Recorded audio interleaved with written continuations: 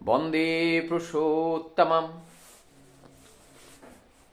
आज हम लोग जब कहीं तीर्थ यात्रा के लिए जाते हैं, सबसे पहले अपने मन में इस अर्थ को समझ लेना चाहिए जो कार्य हम खुद कर रहे हैं। जब हमारे मस्तिष्क में मन में विचार आए कि मुझे तीर्थ करना है, सबसे पहले हमें इसका अर्थ समझ लेना चाहिए कि तीर्थ का अर्थ क्या होता है। परमदयाल श्री ठाकुर जी कहते हैं, तीर्थ उसी को कहते हैं जहां जाकर अपने मन का जो गांठ है, गांठ का मतलब है अपने जीवन का जो कुसंस्कार है, जन्म जन्म से जो चला आ रहा है, और जिस संस्कार को, जो संस्कार हमारे आत्म उन्नयन के पथ का बाधक हैं, जो विज्ञान सम्मत नहीं है, जो करते चले आ रहे हैं, हम वही करते चले जा रहे हैं। जैसे उदाहरण स्वरूप कोई धर्म ग्रंथ का अध्ययन करते हैं, उससे पहले बिल्ली को बांध के रख देते हैं। ये परंपरा है। जब भगवत की आसर, भगवत की वेदी को उद्बोधन करके जब वहां पे पाठ शुरू की जाती है, बिल्ली को बांध दिया जाता है। इसका तात्पर्य क्या है? इसका तात्पर्य ये नहीं, ये कुसंस्कार हैं। ये ऐसा पहले जमाने में, उस समय जहां भागवत पाठ हो रही है, वहां पे बिल्ली जिनके घर में था उनको परेशान करता था, और जिस वजह से उन्होंने बिल्ली को बांध के रखना या ढक के रखना अच्छा समझा, उसको बंद करके रखना अच्छा समझा कि वहां पे जाकर वो परेशान ना करे। लेकिन ये कोई नीति नहीं है, कोई नियम नहीं है कि भागवत पाठ करनी है तो बिल्ली को कहीं से बिल्ली ला करके बंद करके रखना है। ये सब कुसंस्कार के अंतर्गत हैं। रास्ते पे हम चलते हैं, कोई रास्ता बिल्ली कट जाती है तो हम समझते हैं कि हमारी कोई बाधक है। हाँ, एक बात तो अवश्य समझ लेना चाहिए, जीवन चलने की राह पर गति अगर प्रकृति रूप से कहीं बाधा बार बार हो रहा है तो समझ लेना चाहिए, हमें सावधानी से चलना चाहिए। कोई भी विपत्ति का जो आहट है, आहट का जो सबसे पहले जो इंफॉर्मेशन के रूप में परमपिता हमें भेजते हैं, उसी का एक कड़ी हो सकता है। लेकिन ये हमारे जीवन के लिए ऐसा और कोई बाधक और ऐसा अज्ञानात्मक कोई भावना अपने विचार में ना रख करके विज्ञान सम्मत, ज्ञान सम्मत, बोध सम्मत इसको जब हम विचार करते हैं तो सभी प्रश्न का मूल्यांकन हमारी जीवन में इसका उपयोगिता को पता चल पाता है। ठीक इसी प्रकार से तीर्थ का मतलब जो मैंने अभी बोला कि अपने मन का जो कुसंस्कार है, उस कुसंस्कार के जो बंधन से हम बंधे हुए हैं, उस बंधन को तोड़ करके हमें मुक्त संस्कार की ओर आगे बढ़ना है। इसलिए हम परम धाम जाते हैं, जाकर के वहां हम आचार्य से मिलते हैं, आचार्यवान लोगों से मिलते हैं, और जिनसे उनकी चाल चलन, उनके संस्कार को देख करके वह एक मिरर की तरह, एक आईना की तरह, एक अवलंब की तरह उनको देख करके हम अपने को ठीक करने का प्रयास करते हैं। क्योंकि उस आचार्य का जो चलन होता है वो मूर्त चलन होता है, वो आदर्श चलन होते हैं, और उस चलन को देख करके हम अपने जीवन के चलन को ठीक करते हैं। ठीक उसी प्रकार से जैसे हम आईना के सामने जाते हैं, जाकर के हम अपने सिर के बाल को ठीक करते हैं, कपड़े को ठीक करते हैं, अपने चेहरे पर, शरीर पर कहाँ क्या दाग लगे हैं, उस दाग धब्बे को हम हटा करके हम अपने आप को ठीक कर लेते हैं। ठीक उसी प्रकार से जब हम आचार्य संस्कार में के अंदर जब हम प्रवेश करते हैं और उस संस्कार को जब हम देखते हैं तो हमारी जीवन में जो कुसंस्कार हैं वो कुसंस्कार छट जाता है, और वही हमारी ग्रंथि है, और उस ग्रंथि का गल जाना, ग्रंथि का पिघल जाना, भूल को समझ लेना, यही है ग्रंथ का मोचन। और ये ग्रंथि का मोचन जहाँ पर होता है उसी को तीर्थ कहते हैं। ठीक उसी प्रकार से हम परम तीर्थ देवघर धाम जाते हैं, वहाँ जाकर के लिविंग आइडियल के रूप में जो आचार्य होते हैं, उस आचार्य का संग करने का, उनका सानिध्य लाभ करने का हम लोगों का सौभाग्य प्राप्त होते हैं।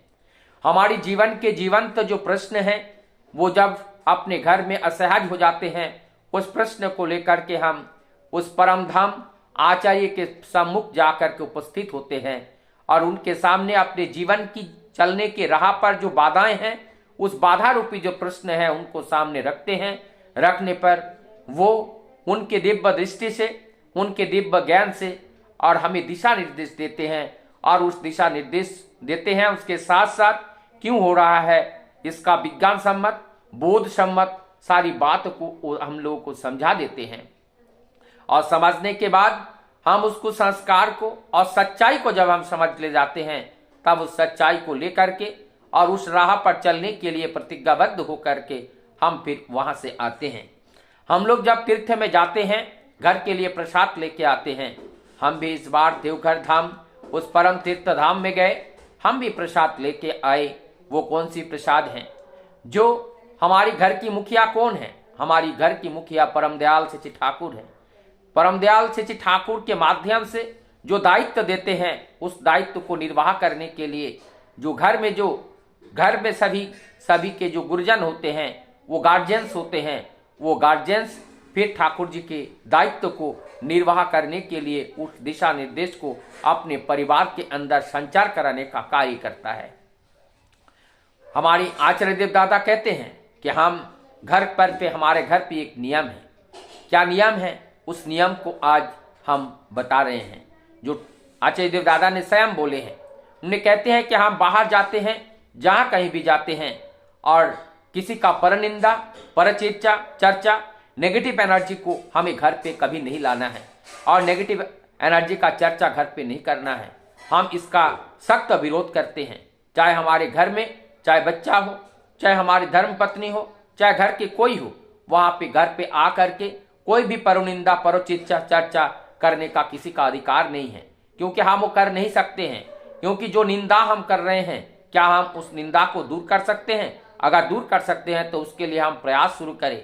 हम उस नेगेटिव एनर्जी का चर्चा करके हम अपने घर के अंदर उस नेगेटिव ऊर्जा को प्रवेश करने का रास्ता हम क्यों खोल देते हैं? हम नहीं खोलेंगे। हम उस चीज को हम अपने घर के अंदर अपने पॉजिटिव एनर्जी का चर्चा करेंगे, जिससे हम सबके अंदर ऊर्जावान रहे और कोई भी नेगेटिव एनर्जी हमारे घर के अंदर प्रवेश न कर पाए। तो हम अगर आनंद में रहना चाहते हैं, सुख में रहना चाहते हैं, तो हमारे घर के अंदर कोई भी नेगेटिव एनर्जी प्रवेश नहीं करना चाहिए। ये प्रसाद है हमारे परम दयाल परम धाम से हमारे आचार्य का ये दिया हुआ जो प्रसाद है, यह हम प्रत्येक व्यक्ति अपने घर में इसका प्रयोग करेंगे। इसमें हम सुख, शांति, समृद्धि के अपार भंडार को हम प्राप्त कर पाएंगे। उसके लिए हमने घर के लिए प्रसाद लाए हैं, अपने धर्म पत्नी के लिए। वो प्रसाद क्या है? हमारे आचार्य देव दादा कहते हैं कि हमारी नारी का जीवन कैसे होना चाहिए? स्वामीगत जीवन होना चाहिए, पतिगत जीवन होना चाहिए। उनका जीवन अपने पति के अनुसरणकारी होनी चाहिए। और पति का जीवन कैसा हो?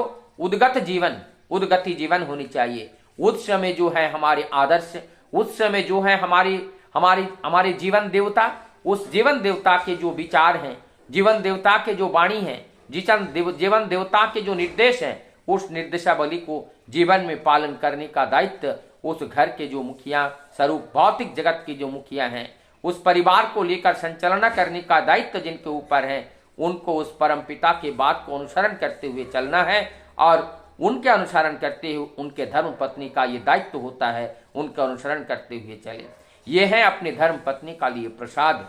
और प्रसाद अपने बच्चे के लिए, अपने लड़के के लिए जो प्रसाद है, वो परम पिता का प्रसाद है। वो प्रसाद है हमारी जो संस्कार का वो प्रसाद है। और संस्कार रूपी कैसे संस्कार का? कि हमें कोई भी चीज जब देखना है, कोई भी चीज करना है, विचार करके हमें उस चीज को देखना है, उसके सार तत्व को हमारे जीवन में ग्रहण करते हुए आगे बढ़ना है। केवल उनको रट लेना हमारा कर्तव्य नहीं है।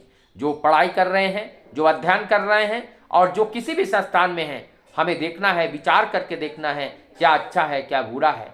कोई भी नीति और नियम को अपने दिमाग के अंदर बिठा के रखना ये ठीक नहीं है। उसको सोच समझ करके उनका जो अच्छा पक्ष है, उस पक्ष को याद करते हुए हमें कार्य करते हुए आगे बढ़ना है। बेटी के लिए क्या प्रसाद लाए हैं देवघर धाम से? बेटी के लिए प्रसाद है हमारे आचार्य देव दादा कहते हैं हमारा परिधान ठीक ऐसा हो, हमारा अंग प्रदर्शन करने का कोई अंग प्रदर्शन करने के लिए ये जीवन नहीं है कि हम अंग प्रदर्शन कर रहे हैं।